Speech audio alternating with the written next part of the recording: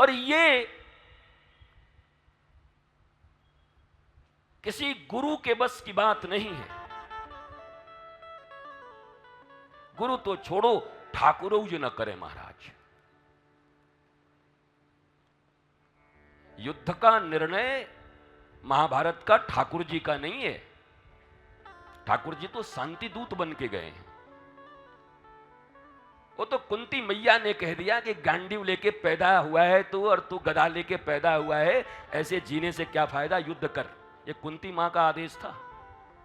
ये कोई श्री कृष्ण ने युद्ध नहीं करवाया है। श्री कृष्ण अंतिम समय तक शांति दूत बनकर महाभारत को टालने का प्रयत्न करते रहे। श्री कृष्ण आनंद है, आह्लाद है। वो तो आनंद देने आए हैं जगत में।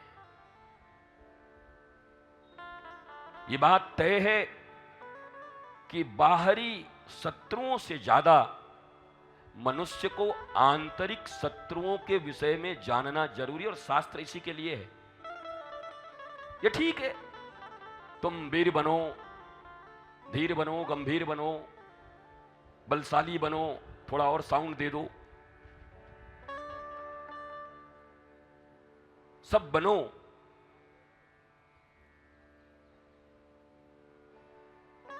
पर जब तक अपने भीतर के दुर्बलताओं और दुर्गुणों को पहचान कर गुरु कृपा से उन पर विजय प्राप्त करने का प्रयत्न नहीं करते, तब तक आपके पूर्वजों ने भी ऐसी जिंदगी जी है और तुम भी ऐसे ही जी के निकल जाओगे। तुम कोई 30 मार खा नहीं हो, कोई अलग काम नहीं कर लोगे। कामना, वासना, क्रोध, लोभ, मोह, मात्सर्य सब तुम्हारे भीतर उछलते रहेंगे, और तुम सोचोगे हम आह्लाद और आनंदित हो करके चिनौरी और मिश्री चढ़ाए के और भगवान की सारी कृपा पाके और भगवत संपन्न जीवन जिएंगे। ये संभव नहीं है। ज्ञान के बिना मुक्ति संभव नहीं है। गांठ जहां जहां लगी है, जैसे लगी है, उन गांठों को खोले बिना वो दर्द जाने वाला नहीं है। और हमारे जीवन में तो गांठ ही गांठ, 10 साल पुराने गांठ, अभी के गांठ, सुबह के गांठ, कल के गांठ, न जाने कितने हैं। और दे दो साउंड, इधर थोड़ा एसी कम करो भैया, ये तो लग रहा है शिमला में आ गए हम। हाँ, 3 दिना रख दियो काला हांडी में और 1 दिना ले आयो शिमला में, बताओ। 3 दिना गर्मी लगी भैया आज तो। हमारे पंडित जी लोगों को बेचारे को जिम्मा दे दिए हैं, बताओ। महाराज इसका वेंट थोड़ा ऊपर कर दो पंडित जी, वेंट को ऊपर कर दो।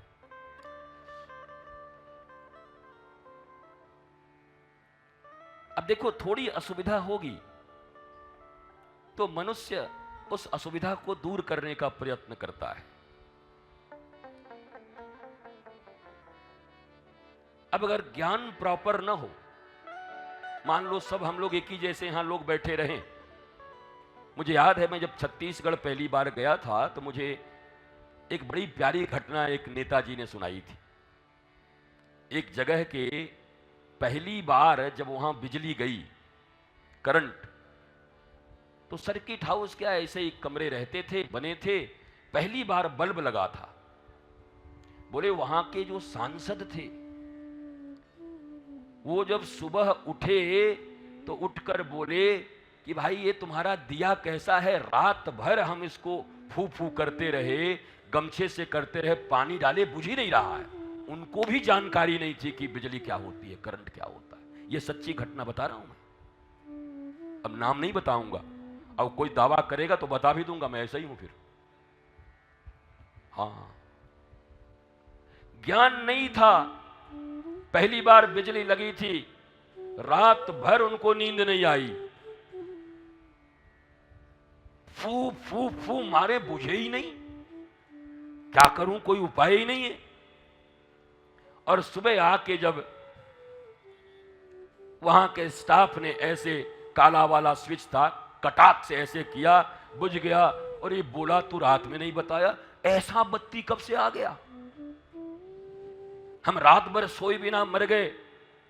अगर एक ज्ञान होता, छोटा सा जानकारी होता कि इस स्विच को ऊपर कर दें तो रात को चैन की नींद सो सकते थे, पर उतने ज्ञान के अभाव में एक रात कष्ट में गुजर गई।